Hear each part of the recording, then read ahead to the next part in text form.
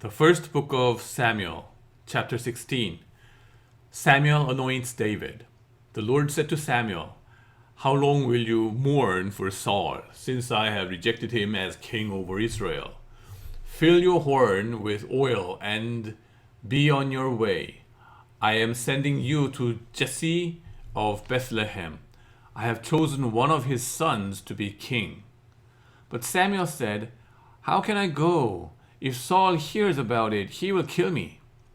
The Lord said, "Take a heifer with you and say, 'I have come to sacrifice to the Lord.' Invite Jesse to the sacrifice, and I will show you what to do. You are to anoint for me the one I indicate." Samuel did what the Lord said. When he arrived at Bethlehem, the elders of the town trembled. When they met him, they asked, "Do you come in peace?" Samuel replied, "Yes, in peace. I have come to sacrifice to the Lord. Consecrate yourselves and come to the sacrifice with me." Then he consecrated Jesse and his sons and invited them to the sacrifice. When they arrived, Samuel saw Eliab and thought, "Surely the Lord's anointed stands here before the Lord." But the Lord said to Samuel, "Do not consider his appearance or his height, for I have rejected him. The Lord does not look at the things people look at. People look at the outward appearance, but the Lord looks at the heart." Then Jesse called Abinadab and had him pass in front of Samuel. But Samuel said, "The Lord has not chosen this one either." Jesse then had Shammah pass by, but Samuel said, "Nor has the Lord chosen this one. Jesse had 7 of his sons pass before Samuel, but Samuel said to him, "The Lord has not chosen these." So he asked Jesse, "Are these all the sons you have?" "There is still the youngest," Jesse answered. "He is tending the sheep." Samuel said, "Send for him. We will not sit down until he arrives." So he sent for him and had him brought in. He was glowing with health and had a fine appearance and handsome features. Then the Lord said, "Rise and anoint him. This is the one." So Samuel took the horn of oil and anointed him in the presence of his brothers. And from that day on, the Spirit of the Lord came powerfully upon David. Samuel then went to Ramah. David in Saul's service. Now the Spirit of the Lord had departed from Saul, and an evil spirit from the Lord tormented him. Saul's attendants said to him, "See, an evil spirit from God is tormenting you. Let our Lord command his servants here to search for someone who can play the lyre. He will play when the evil spirit from God comes on to you, and you will feel better." So Saul said to his attendants, "Find someone who plays well and bring him to me." One of the servants answered, "I have seen a son of Jesse of Bethlehem who knows how to play the lyre. He is a brave man and a warrior. He speaks well and is a fine-looking man, and the Lord is with him." Then Saul sent messengers to Jesse and said, "Send me your son David, who is with the sheep." So Jesse took a donkey loaded with bread, a skin of wine, and a young goat, and sent them with his son David to Saul. David came to Saul and entered his service. Saul liked him very much, and David became one of his armor bearers. Then Saul sent word to Jesse, saying, "Allow David to remain in my service, for I am pleased with him." Whenever the Spirit of God came on Saul, David would take up his lyre and play. Then relief would come to Saul. he would feel better and the evil spirit would leave him. Chapter 17. David and Goliath. Now the Philistines gathered their forces for war and assembled at Succoth in Judah. They pitched camp at Ephes Dammim between Socoh, and assembled and camped in the valley of Elah, and drew up their battle line to meet the Philistines. The Philistines occupied one hill and the Israelites another, with the valley between them. A champion named Goliath, who was from Gath, came out of the Philistine camp. His height was 6 cubits and a span. He had a bronze helmet on his head and wore a coat of scale armor of bronze weight 5,000 shekels. On his legs he wore bronze greaves, and a bronze javelin was slung on his back. His spear shaft was like a weaver's rod, and its iron point weighed 600 shekels. His shield bearer went ahead of him. Goliath stood and shouted to the ranks of Israel, "Why do you come out and line up for battle? Am I not the Philistine? And are you not the servants of Saul? Choose a man and have him come down to me. If he is able to fight and kill me, he will become your subjects. But if I overcome him and kill him, you will become our subjects and serve us." Then the Philistines said, "This day I defy the armies of Israel. Give me a man and let us fight each other." On hearing the Philistines' words, Saul and all the Israelites were dismayed and terrified. Now David was the son of an Ephrathite named Jesse, who was from Bethlehem in Judah. Jesse had 8 sons, and in Saul's time he was very old. Jesse's 3 oldest sons had followed Saul to the war.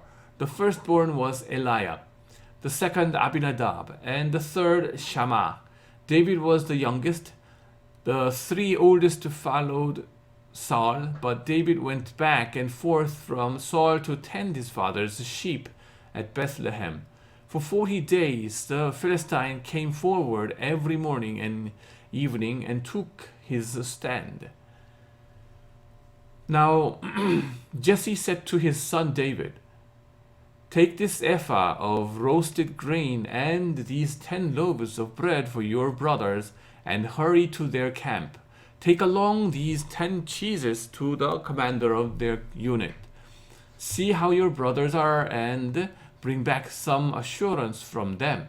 They are with Saul and all the men of Israel in the valley of Elah, fighting against the Philistines." Early in the morning, David left the flock in the care of a shepherd, loaded up, and set out as Jesse had directed. He reached the camp as the army was going out to its battle positions, shouting the war cry. Israel and the Philistines were drawing up their lines, facing each other. David left his things with the keeper of supplies, ran to the battle lines, and asked his brothers how they were. As he was talking with them, Goliath, the Philistine champion from Gath, stepped out from his lines and shouted his usual defiance, and David heard it. Whenever the Israelites saw the man, they all fled from him in great fear. Now the Israelites had been saying, "Do you see how this man keeps coming out? He comes out to defy Israel. The king will give great wealth to the man who kills him. He will also give him his daughter in marriage and will exempt his family from taxes in Israel." David asked the men standing near him, "What will be done for the man who kills this Philistine and removes this disgrace from Israel? Who is this uncircumcised Philistine that he should defy the armies of the living God?" They repeated to him what they had been saying and told him. This is what will be done for the man who kills him." When Eliab, David's oldest brother, heard him speaking with the man, he burned with anger at him and asked, "Why have you come down here? And with whom did you leave those few sheep in the wilderness? I know how conceited you are and how wicked your heart is. You came down only to watch the battle." "Now, what have I done?" said David. "Can't I even speak?" He then turned away to someone else and brought up the same matter, and the man answered him as before. What David had said was overheard and reported to Saul, and Saul sent for him. David said to Saul, "Let no one lose heart on account of this Philistine. Your servant will go and fight him." Saul replied, "You are not able to go out against this Philistine and fight him. You are only a young man, and he has been a warrior from his youth." But David said to Saul, "Your servant has been keeping his father's sheep. When a lion or a bear came and carried off a sheep from the flock, I went after it, struck it, and rescued the sheep from its mouth. When it turned on me, I seized it by its hair, struck it, and killed it.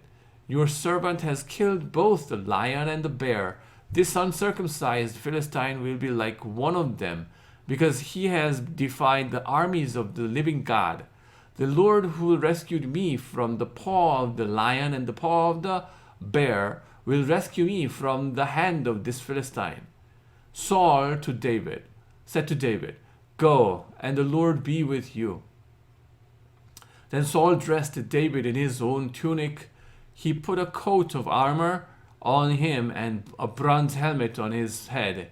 David fastened on his sword over the tunic and tried walking around because he was not used to them. "I cannot go in these," he said to Saul, "because I am not used to them." So he took them off.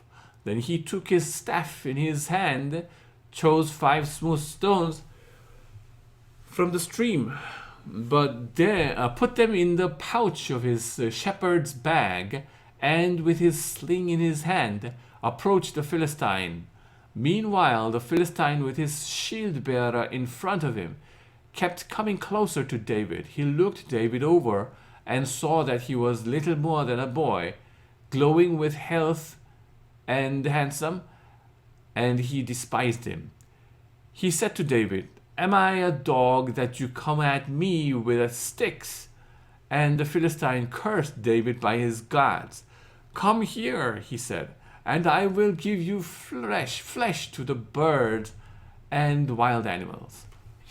David said to Philistine, "You come against me with sword and spear and javelin, but I come against you in the name of the Lord Almighty, the God of the armies of Israel, whom you have defied. This day the Lord will deliver you into my hands, and I will strike you down and cut off your head. This very day I will give the carcasses of the Philistine army to the birds and the wild animals, and the whole world will know that there is a God in Israel. All those gathered here will know that it is not by sword or spear that the Lord saves, for the battle is the Lord's, and he will give all of you into our hands." And as the Philistines moved closer to attack him, David ran quickly toward the battle line to meet him. Reaching into his bag and taking out a stone, he slung it and struck the Philistine on the forehead. The stone sank into his forehead, and he fell face down on the ground. So David triumphed over the Philistine with a sling and a stone, without a sword in his hand. He struck down the Philistine and killed him. David ran and stood over him. He took hold of the Philistine's sword and drew it from the sheath. After he killed him, he cut off his head with the sword. When the Philistines saw their hero was dead, they turned and ran. Then the men of Israel and Judah surged forward with a shout and pursued the Philistines to the entrance of Gath and to the gate of Ekron. Their dead were strewn along the Sharaim road to Gath and Ekron. When the Israelites returned from chasing the Philistines, they plundered their camp. David took the Philistines' head and brought it to Jerusalem. He put the Philistines' weapons in his own tent. As Saul watched David going out to meet the Philistine, he said to Abner, commander of the army, "Abner, whose son is that young man?" Abner replied, "As surely as you live, your majesty, I don't know." The king said, "Find out whose son this young man is." As soon as David returned from killing the Philistine, Abner took him and brought him before Saul, with David still holding the Philistine's head. "Whose son are you, young man?" Saul asked him. David said, "I am the son of your servant Jesse of Bethlehem." Amen.